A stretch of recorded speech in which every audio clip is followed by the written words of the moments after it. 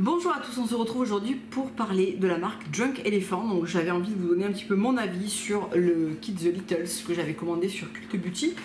J'utilise voilà, ces produits depuis 15 jours maintenant. J'avais envie de vous donner un petit peu mon ressenti. Est-ce que j'avais aimé certaines choses? Est-ce que j'allais racheter certaines choses? Voilà. Donc je vous en ai parlé dans ma vidéo haul beauté il y a 15 jours. Donc je vous ai un petit peu expliqué le principe en fait de la marque Drunk Elephant. La créatrice a voulu... donc c'est pas une marque green. Et ça, vous avez été assez nombreuses à me dire oui, mais dommage parce que c'est pas une marque green. Alors ok, c'est pas une marque green. En fait, Drunk Elephant, la fondatrice a voulu isoler les 6 ingrédients suspects. Donc l'idée, c'est ce que je vous disais en fait dans ma vidéo haul il y a 15 jours. Donc la fondatrice Tiffany Masterson, donc je ne vais pas vous relire ce que je vous avais lu à ce moment-là, mais en réalité pour elle il n'y a pas des types de peau, il y a des conséquences sur la peau de produits qu'on utilise. Donc elle a isolé 6 produits suspects qui pour elle fragilisaient sa peau, lui donnaient de l'acné, voilà, lui faisaient une peau plus irritée, etc. Donc les 6 suspects sont pour elle les huiles essentielles, les parfums et les colorants, les silicones, l'auryl sulfate de sodium, les alcools asséchants et les écrans chimiques.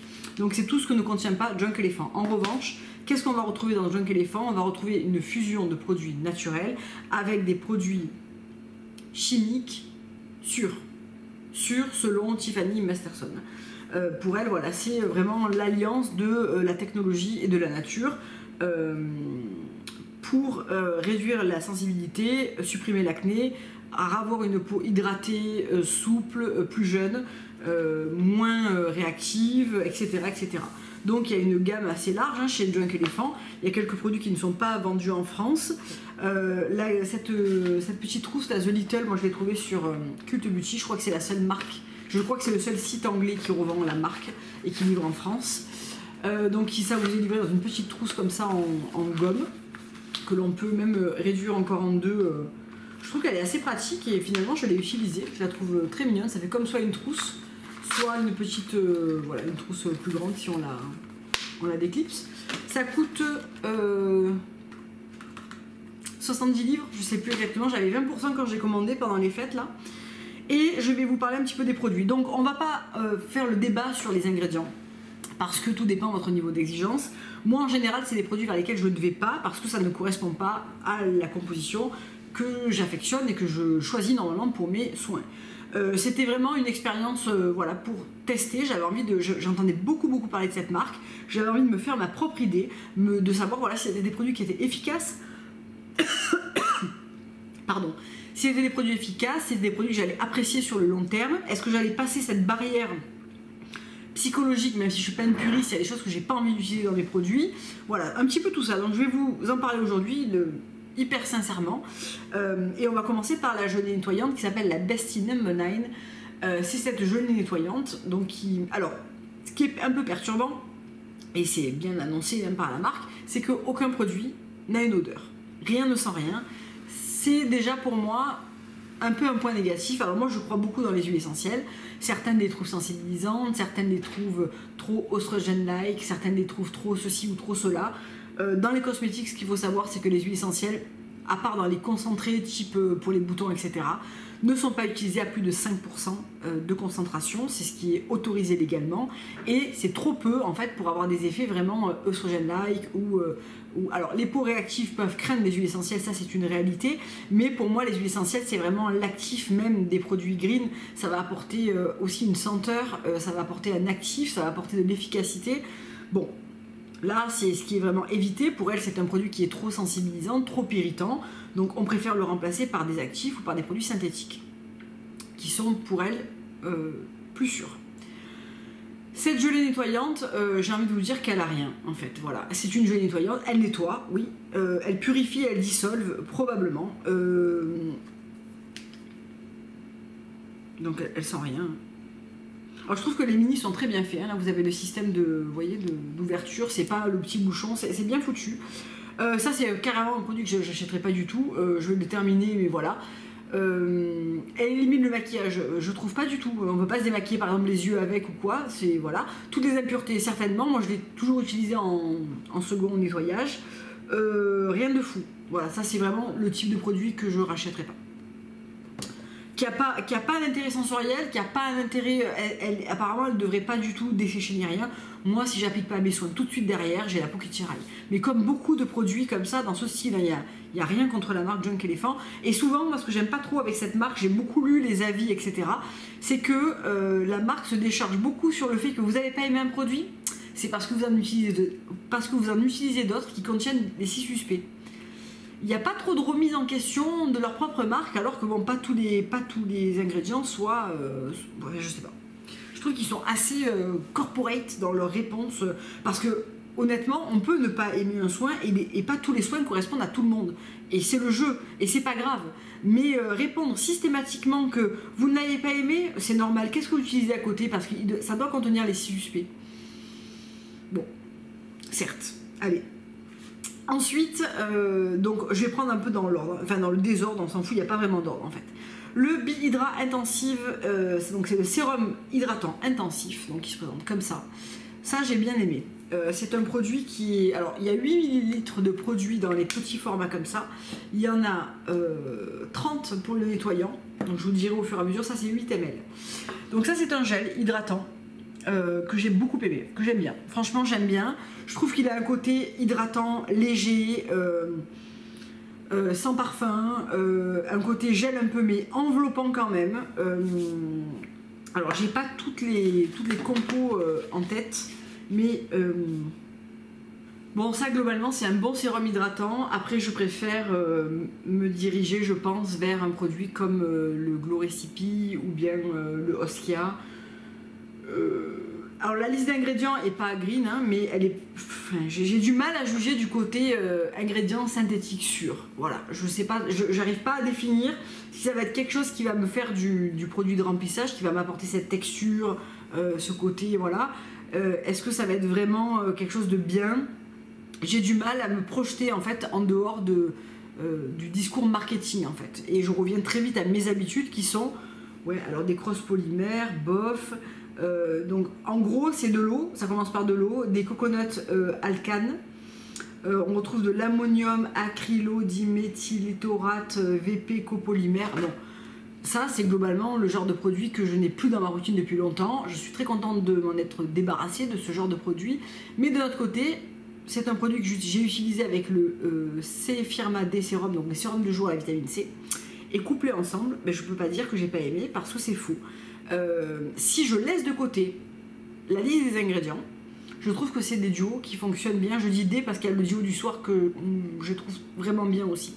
Ces deux produits ensemble, donc le sérum à la vitamine C et le sérum hydratant, s'utilisent en combinaison et remplacent le sérum et la crème de jour. C'est-à-dire que quand j'utilise ça, je passe ensuite à ma protection solaire.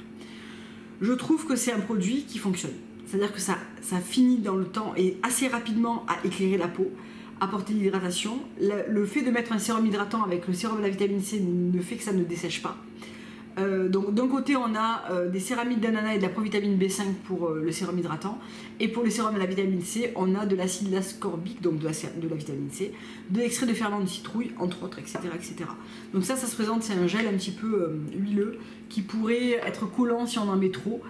Il faut vraiment l'utiliser en combinaison pour moi avec un sérum. Il a un côté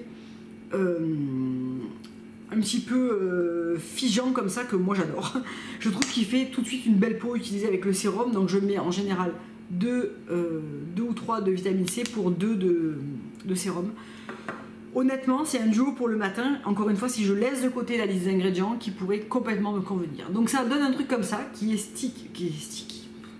qui est collant, et ce côté collant va disparaître. Il faut 5 bonnes minutes pour que le produit ne soit plus collant et qu'on puisse passer à l'étape protection solaire. La protection solaire, normalement, elle est incluse dans les kits américains, mais elle n'est pas incluse dans les kits européens. À la place, ils vous mettent un échantillon du C-Tango Multivitamine Ace Cream, qui était très publicité, il me semble, de mémoire par Caroline Irons d'ailleurs. Je ne l'ai pas encore essayé. Voilà, c'est remplacé par ça et c'est un peu moins cher. Donc là, ça reste un petit peu collant et ce côté collant va disparaître. Donc ça, le sérum à la vitamine C, ça contient 15% de vitamine C. Et c'est un sérum qui se garde que 6 mois et il vaut mieux pas le stocker à l'avance parce qu'en fait, la vitamine C, ça a un côté très instable. Et là, apparemment, c'est des stocks frais très très régulièrement qui sont produits pour avoir un côté vraiment intéressant sur la vitamine C. Et c'est un sérum qui va du coup raffermir et donner de l'éclat en enlevant les taches, etc. Ça, clairement, voilà, encore une fois, je répète, ça va beaucoup revenir dans cette vidéo. Si je laisse de côté la liste des ingrédients, je commande ces produits en full size. Je trouve que ce sont des produits qui sont efficaces. Après, la composition me gêne. Voilà, c'est vrai. Ensuite, le Shaba Complex Ace Serum, donc, qui est le petit sérum pour les yeux en 5 ml. Après, ça me gêne. Je savais très bien en l'achetant que c'était comme ça. Je voulais tester la marque. Qui est une petite crème pas folle. J'aime pas trop. Je trouve que c'est trop liquide. Donc, ça a tendance à savonner un peu sur le contour de l'œil pour bien se répandre. Ça m'hydrate pas assez. Je préfère 100 fois ma 100% pure à la caféine, par exemple, pour le matin. Ça, j'ai pas trop aimé. C'est le genre de truc, je me pose même pas la question de est-ce que j'achèterai ou pas.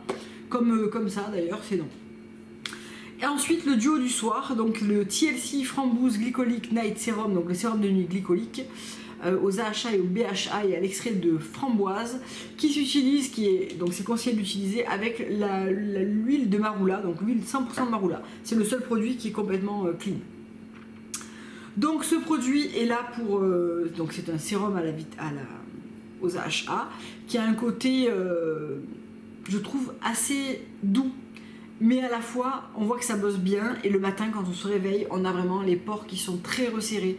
La peau qui est très lisse et vraiment toutes les petites choses qui pourraient voilà, ternir un peu la peau et tout sont vraiment balayées. Je l'ai utilisé la première semaine, un soir sur 3, puis un soir sur 2.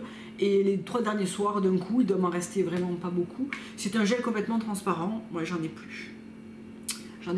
C'est un gel complètement transparent qui est un petit peu filant et qu'on mélange avec l'huile de marula. Donc là, c'est de l'huile, je vais vous montrer une goutte comme ça. C'est de l'huile très fine. On la voit même pas, mais parce que j'essaie de pas mettre toute une pompe parce que sinon ça fait trop. Voilà. C'est une huile très fine qui apporte voilà, hydratation, réparation, ça nourrit, équilibre, donc elle est non raffinée et ça apporte un côté calmant aussi par rapport à l'acide glycolique. C'est un duo exactement comme pour celui-là, qui si je laisse de côté les compositions, j'achète ce duo parce que je trouve que ça fonctionne bien. Le matin, ma peau a vraiment un côté lissé. En fait, là où je trouve que ça va plus loin par rapport à des soins complètement green, c'est qu'on a un effet plus rapide et plus intense. Il faudrait utiliser des produits green plus longtemps dans la durée pour avoir un résultat similaire à là où on a un résultat qui est plus instantané. Après, voilà, il y a des... À part l'huile de marula, dans le TLC Framboise, ça doit pas être la joie. Ça commence par de l'eau, ensuite on a de l'acide glycolique, ensuite on a du butylène glycol, ensuite on a de la glycérine, du sodium hydroxyde, de l'acide salicylique, de l'acide lactique, de l'acide citrique, de l'extrait de raisin, de l'aloe vera. En fait, on a vraiment cette liste vraiment très alternée de produits naturels, vraiment issus de la nature, et des produits chimiques qui sont pour eux appelés synthétiques sûrs, qui sont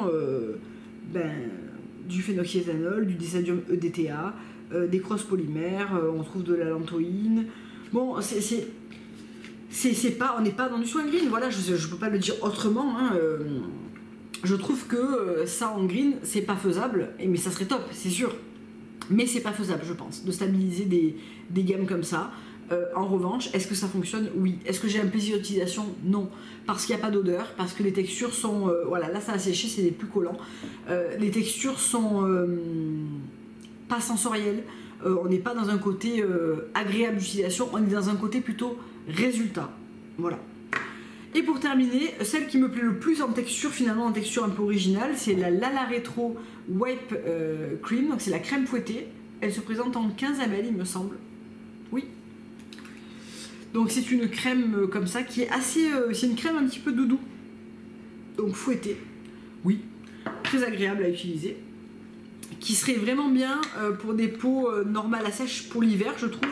Très réconfortante, avec un côté hydratant, vraiment nourrissant, enveloppant, avec un fini mat. Quand on la masse, on a vraiment un fini complètement mat, très appréciable de pas avoir... Alors là ça brille parce que j'ai j'ai fait un multicouche entre tous les sérums et tout, mais sur la peau elle sèche complètement mate et elle a ce petit côté perfecteur de peau que j'aime beaucoup. Alors est-ce qu'elle contient des silicones? Non, parce qu'il n'y en a pas des silicones dans la marque, ça fait partie des 6 suspects. Donc elle contient de l'eau, de la glycérine, de l'huile de coco fractionnée, de l'isopropyl, ça c'est de l'extrait de camélia, de l'huile de camélia, du glucose, de la glycine de soja, de l'extrait de malt, de l'acide stéarique, puis après on retrouve des huiles naturelles, du watermelon, du fruit de la passion. Voilà, encore une fois une alternance de produits cool et de produits beaucoup moins cool. Donc, bilan. Je ne vais pas, je pense, acheter de full size. Parce que même si le côté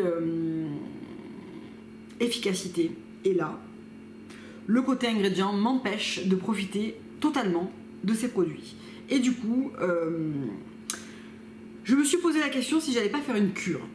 Parce qu'en fait, l'idéal serait que je fasse une cure avec ces 4 produits-là. On va laisser les autres de côté, parce que ni le nettoyant, ni la crème, la rétro, ni le contour de l'œil, ni les contours des yeux m'intéressent. Ce qui m'intéresse, c'est vraiment les produits qui vont bosser. Donc, globalement, je pourrais utiliser que le sérum à la vitamine C, remplacer celui-ci par un plus clean, et utiliser plus que celui-là. Et là, utiliser le TLC framboise qui est l'actif et remplacer ou acheter celle-là puisqu'elle est clean, d'huile de marula et faire ça pendant 3 mois. Je pense que ça donnerait vraiment un coup de boost à ma peau.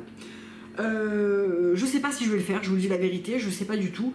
J'aime beaucoup ce que j'utilise en ce moment de chez Oskia, donc j'ai fait un petit peu le tri, j'ai gardé les produits les mieux composés.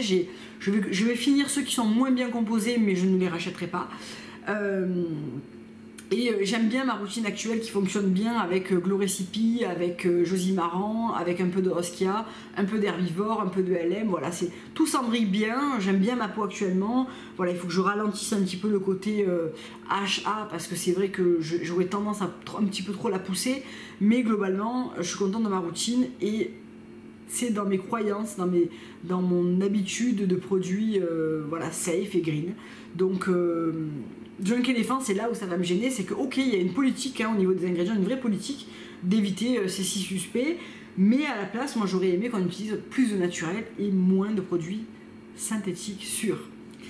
Voilà, donc je pense que c'est vraiment une marque qui défraye un petit peu les gens, parce que je lis des avis vraiment enflammés du type ça a changé ma peau, et les avant-après sont assez dingues en réalité, et d'autres qui sont déçus et qui voilà, qui ont pas aimé. Ça défraye un petit peu les passions, voilà, ça déchaîne un peu les passions plutôt.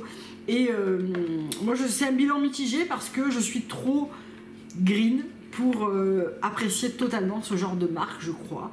Et du coup ça m'empêche de en profiter pleinement. Voilà.